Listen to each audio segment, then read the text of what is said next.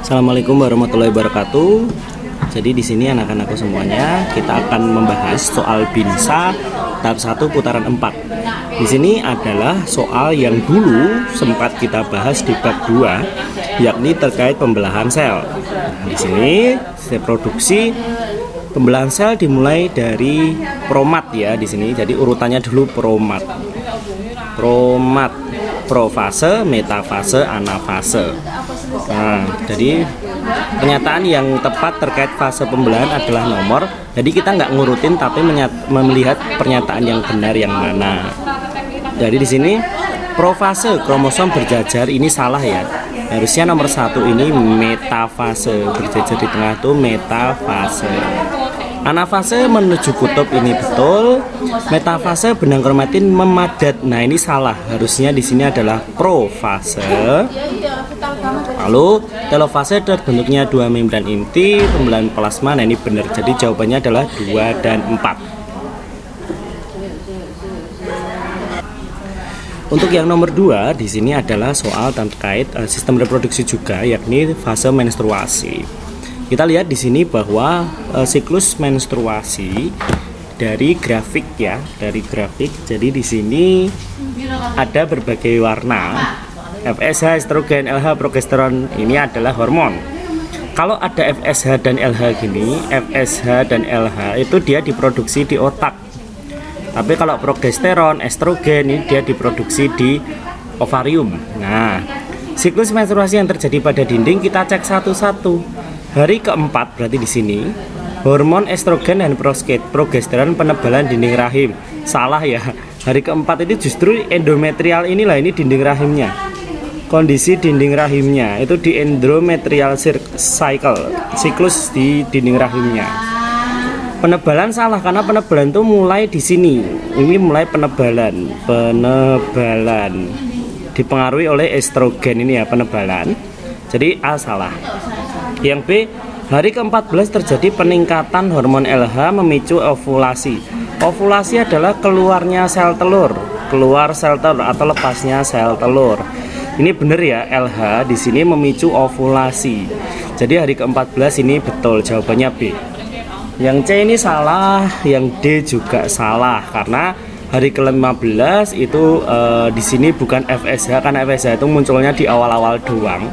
Hari ke-25 estrogen dan progesteron dihasilkan, iya, cuman estrogen itu dihasilkan mulai sejak hari ke-8, jadi D salah. Oke, untuk nomor 3 kita lanjutkan ke reproduksi tumbuhan.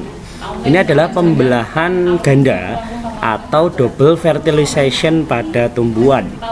Jadi di sini lembaga dari tumbuhan dihasilkan pada gitu ya.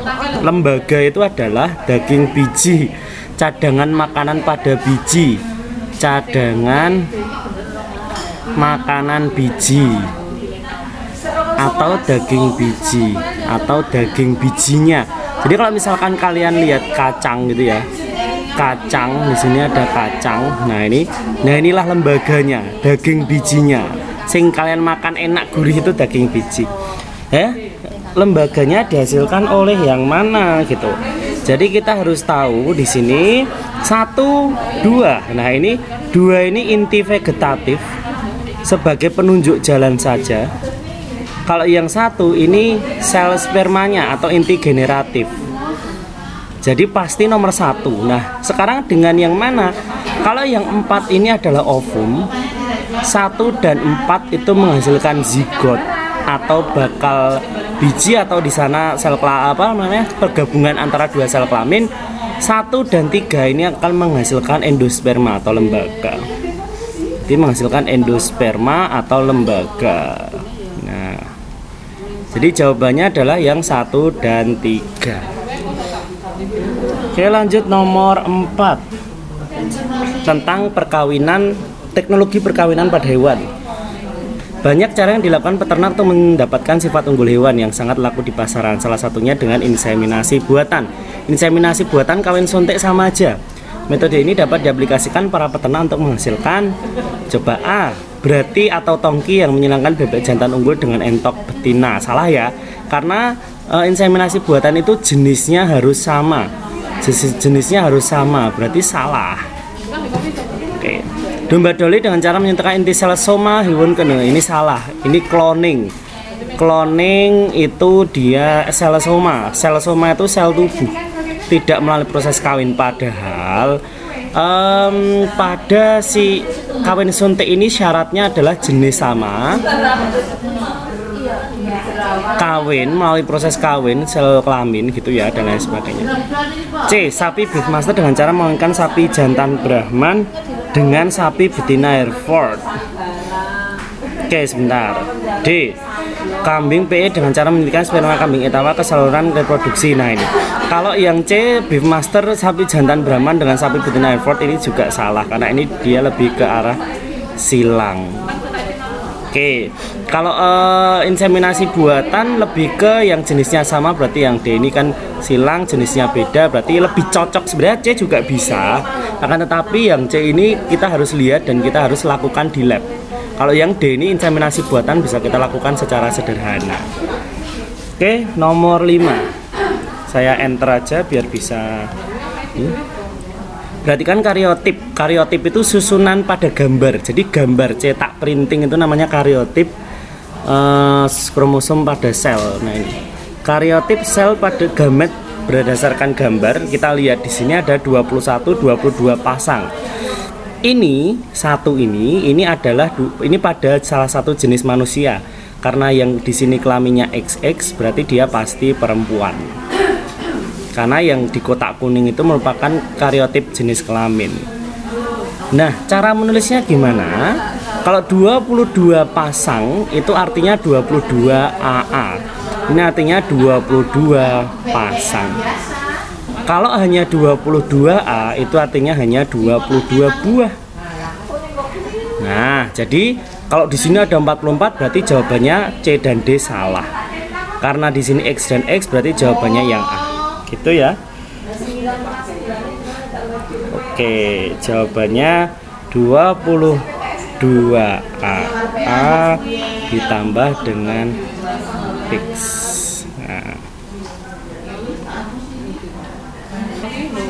Oke, kalau jawaban A ini terjadi pada sel tubuh, berarti saya ralat ya. Jadi di sini yang ditanya ternyata pada sel gamet. Nah, kalau yang ditanya pada sel gamet berarti jawabannya bukan yang ini. Nah, akan tetapi kalau yang pada sel gamet berarti setengahnya. Gamet itu sama dengan setengah kali sel soma atau sel tubuh. Berarti kalau pada gamet itu 22A, karena di sini 1X berarti ditambah X.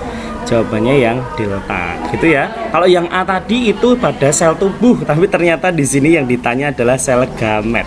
Oke, kita lanjutkan ke soal nomor 6. Ya. Nomor 6 di sini adalah sudah masuk ke bab 3 ya, kita tentang persilangan. Tak kecilkan dulu gambarnya biar bisa kita coret-coret lebih banyak. Bunga ungu disilangkan dengan bunga putih menghasilkan bunga ungu. F1 disilangkan dengan induk resesif akan diperoleh turunan bunga ungu, bunga putih sebesar. Oke, arti dominan dan resesif. Resesif artinya apa? Resesif. Ini berarti yang tertutup gitu ya. Kalau ungu dan putih disilangkan hasilnya ungu, berarti di sini ungu adalah sifat yang dominan. Terus putih adalah sifat yang resesif. Nah, kalau sudah ungu dominan, putih resesif, berarti bila F1 berarti ungu di sini, otomatis di sini pasti genotipnya adalah U besar, yang putih ini pasti U kecil. Kenapa kok bisa gitu? Karena kalau misalkan di sini parentalnya itu nggak cuman ada U besar, pasti anaknya nggak cuman ungu.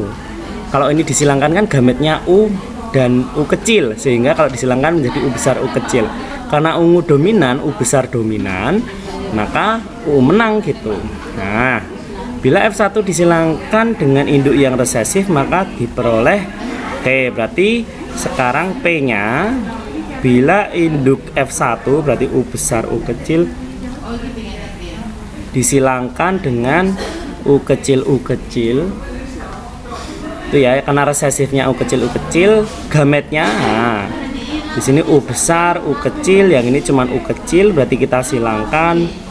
Filialnya, nah ini adalah U besar U kecil dan U kecil U kecil. Berarti bunga ungu banding bunga putih sebesar, nah kita lihat ini 50%, ini 50%, karena U besar, ada U besarnya aja, baik U besar maupun U besar U kecil dia udah ungu. Kalau putih dia U kecil dia putih. Berarti dari sini kita tahu bahwa F-nya ini adalah 50%, 50%. Lanjut ke nomor 7. Oke, ini tentang albino penyakit gitu ya. Dari pohon keluarga kemungkinan turunan X memiliki fenotip, berarti X di sini.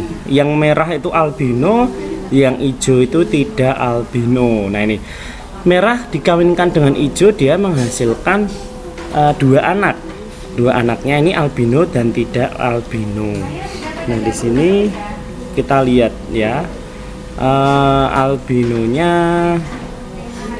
yang merah, berarti kemungkinan albino itu kan dia berarti apa namanya, genotipnya itu kecil. Albino itu A kecil. Kalau tidak albino itu ya bisa A besar atau A besar A kecil, asalkan ada A besar, karena albino itu sifat yang resesif ya, dominannya itu tidak albino. Jadi pasti yang di atas di sini A kecil karena di albino. Nah, yang di sini tidak albino, berarti otomatis di sini A besar A kecil. Kenapa? Karena kalau anaknya kemungkinan dua, ada yang albino dan ada yang tidak, nggak mungkin dia A besar A besar. Kalau dia A besar, pasti anaknya semua normal. Tapi ada yang albino, ada yang tidak, berarti di ini genotipnya A besar A kecil, ini salah. Berarti di sini pasti albino A kecil, ini tidak albino pasti A besar A kecil, karena nggak ada yang A besar A besar. Oke, disilangkan dengan albino A kecil, berarti otomatis, nah hasil anaknya adalah, coba P sama dengan A besar A kecil disilangkan dengan A kecil, gametnya A besar A kecil dan A kecil disilangkan. Jadi F-nya adalah A besar A kecil dan A kecil. 50% normal, 50% albino. Normal, albino. Oke.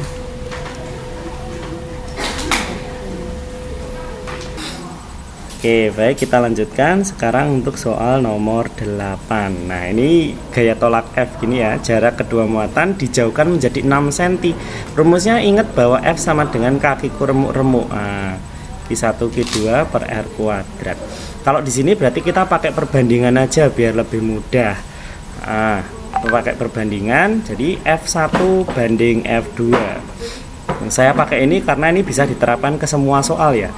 Jadi walaupun mau diubah kakiku remuk-remuk punyanya F1 berarti R1 kuadrat per kakiku remuk-remuk punyanya R2 maksud saya kuadrat.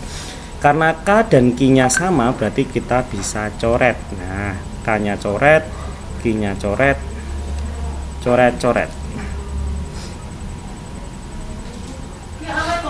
Oke, nah berarti tinggal R-nya saja ya anak-anak. Berarti di sini tinggal kalau kita sederhanakan tadi F-nya F gitu, F1-nya F per F2 sama dengan seper R1 kuadrat dibagi seper R2 kuadrat. Nah, di sini sudah seper R1 seper R2. Nah, kita lanjutkan di sebelahnya. Kita masukkan ya, kita ping walik ibaratnya begitu. Seper R1 kuadrat sama seper R2 kuadrat kita ping walik. F per F2 sama dengan R2 nya jadi di atas, karena gini, seper R1 dibagi seper R2 gini aja, kayak SD itu loh. Ini kan sama aja dibagi seper R2 kuadrat. Sama aja kan seper R1 kuadrat dikali R2 kuadrat per 1. Jadi dipeng walik, sehingga R2 nya bisa di atas, R1 nya di bawah. Nah, kita tinggal masukkan anak-anak. Jadi F, sentinya tidak perlu kita ubah ke meter sebenarnya, karena sama-sama senti. Berarti per F2 sama dengan R2 nya yang dijauhkan tadi menjadi 6 cm, berarti 6 kali 6 per 3 kali 3. Nah, kalau sudah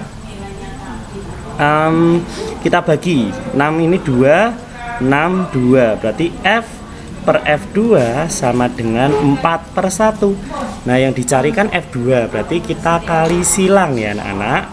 Berarti F sama dengan 4F2, berarti F2 sama dengan 1/4 F. Jawabannya yang delta.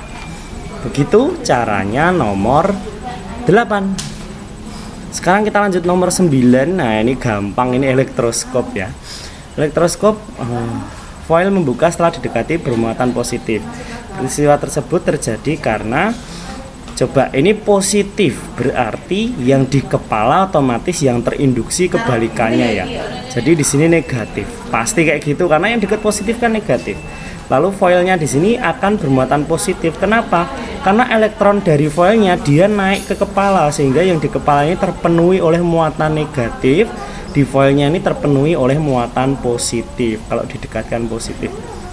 Sehingga di sini elektron pada foil bergerak ke atas menyebabkan kepala elektroskop bermuatan negatif dan foil betul. Jawabannya yang B.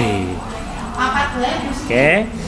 Lanjut ke nomor 10. Oke.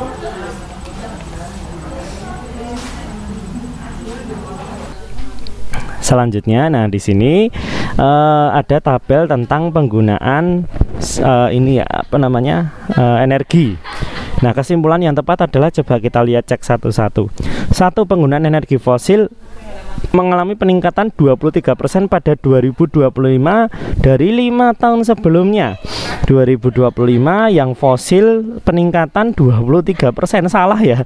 Di sini malah justru penurunan 10% gitu ya kalau pada tahun 2025 sampai ke ini. Yang dua, penggunaan energi angin mengalami peningkatan 50% pada tahun 2020 dari 6 tahun sebelumnya. Kita lihat energi angin, berarti yang angin tok, peningkatan 54% pada tahun 2020 dari tahun sebelumnya. Salah ya anak-anak, karena peningkatannya bukan 54% gitu ya, tapi peningkatannya berapa di situ? Cuman berapa ini? 9 iya, berapa persen itu, nggak sampai 54. Yang tiga, penggunaan energi terbarukan sebagai energi listrik mengalami peningkatan dari tahun ke tahun. Bener ya, energi terbarukan berarti yang ini dari 56 ke 79, 79 ke 90, 90 ke 100, bener. 4, penggunaan energi biomasa relatif tetap selama tahun 2020 sampai 2025, relatif tetap, ini sama, berarti jawabannya adalah 3 dan 4. Oke, lanjut nomor 11. Nah, di sini untuk nomor 11, I4 banding I5 adalah 2 banding 3. Terus I2, I3, I4 dan I5 adalah, nah ini enggak masalah. I1 sekarang kita lihat I totalnya 20 ampere. Nah, di sini I3 sama dengan 3 kali I1. Berarti kita bisa cari I3 ini 3 kali 2,5. Berarti sama dengan 7,5. Yang I1 2,5, I3 7,5, berarti I2-nya bisa kita tahu.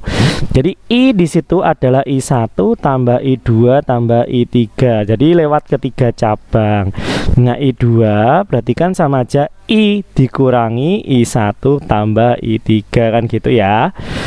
Nah, berarti I-nya 20 dikurangi I1 tambah I3, 7,5 tambah 2,5, 10. Berarti I2-nya adalah 10. 10 dibagi I4 dan 5. Sementara I4 dan I5 2 banding 3. Sekarang berarti kita cari I4 sama dengan perbandingan I4 itu 2 dibagi total perbandingannya 5 dikali I yang masuk ke I4 dan I5, 10. Sama dengan 10 bagi 5, 24 ampere. I5 sama kayak tadi, perbandingan I5 di sini 3 per total perbandingannya 5 dikali I yang masuk 10. Berarti 2 kali ini 10 bagi 5, 2, 6 ampere. Berarti jawabannya I2 10. Jadi 10. Terus I3 tadi 7,5. I4 sama 6. Berarti jawabannya adalah yang A. Oke. Lanjut ke nomor 12. Oke, ini tentang energi. Jika baterai bertahan selama 30 menit, maka muatan yang tersimpan dalam baterai tersebut adalah, oke, jadi di sini R-nya adalah 6 ohm, V-nya adalah 3 volt, dan waktunya, time-nya adalah 30 menit. Kita jadikan sekon dulu, berarti 30 kali 60 sama dengan 1800 sekon. Ingat, W fit, makanya irit gitu ya. Atau bisa kita P kali T. Di sini ada V, di sini ada T, berarti sama dengan P-nya kan ada 3 ya.